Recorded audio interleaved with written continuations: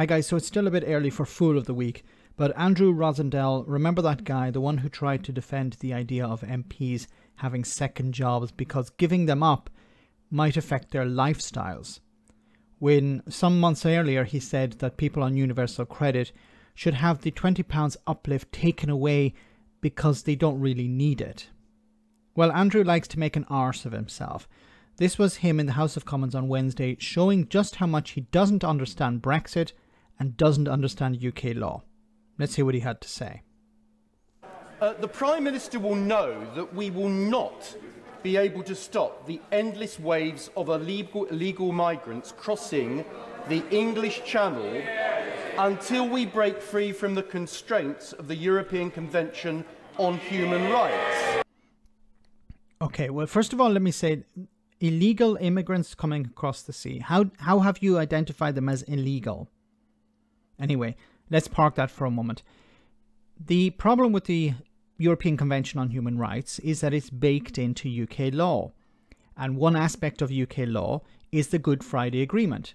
I'll leave a link in the description so you can read it yourself. Maybe we can also pass it on to Dominic Raab, because obviously he hasn't sat down and read it.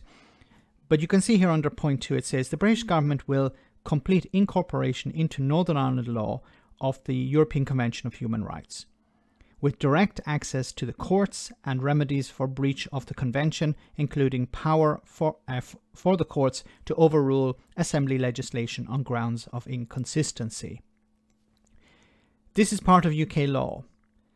You can't just tear it out, because if you do, it's going to affect the Good Friday Agreement. And remember, the Good Friday Agreement, if it's affected in any way by the British government, the Americans will not be too happy about it, and the UK could face some sort of sanctions.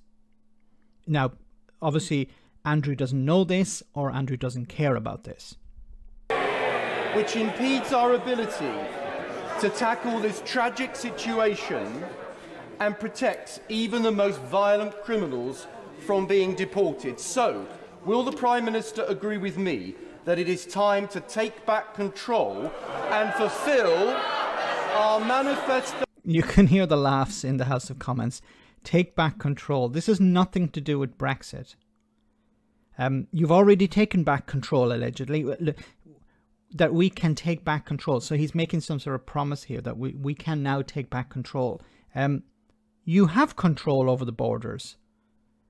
I thought that was what Brexit was all about. That's what Andrew campaigned for. That's what Andrew has been supporting Brexit all along for. To take back control. Once we leave the European Union, we can take back control. But you have already left the European Union. Almost a year has passed. So commitment in 2015 to get rid of Labour's Human Rights Act and bring in a British Bill of Rights. The Human Rights Act. But the Human Rights Act goes back to it's not 2015. It goes back to 1998. It was signed on the same year as the Good Friday Agreement was signed.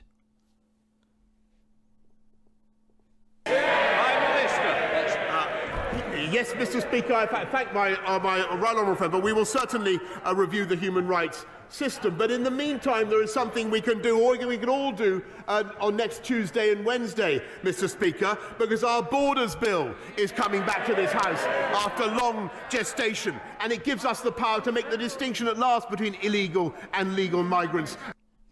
What the hell is he talking about? It allows us to make the distinction at last.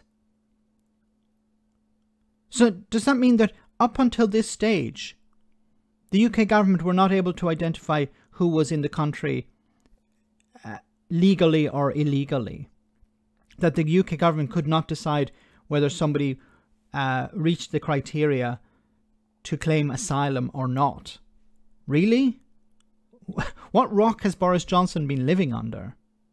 To this country, it gives us the power gives Border Force the power to turn people back from this at sea, Mr. Speaker. Now, I don't think that's legal. I think the courts would have something to say about that, because that would be in breach of UN conventions. And, Mr. Speaker, it gives us the power to screen people and send them for screening overseas rather than in this country. Now, how is that affecting the people traffickers? He's mentioned only about people who arrive in the country. He hasn't mentioned anything about the people traffickers. So I thought all of this legislation was to punish the people traffickers, but all I hear is how it's punishing people who arrive in the UK to claim asylum. Will that part... I'm not going to ask them, I'm going to tell them. It'd be a great thing, Mr. Speaker, if the party opposite backed our borders bill. Why would they back it? For what reason? They don't agree with you. And they shouldn't agree with you. This is just an attempt to appear tough to the racists, to the bigots, and to maintain their support. It's going to punish people who want to claim asylum in the UK, who don't want to stay in France, who can't be kept in France because they are making these dangerous crossings, because they want to arrive in the UK. They want to start a life there. They have friends, they have family there. They speak the language. They don't want to stay in France. Let me know in the comment section, guys, what you think about all of this. As always, your comments are greatly appreciated. Thanks a lot.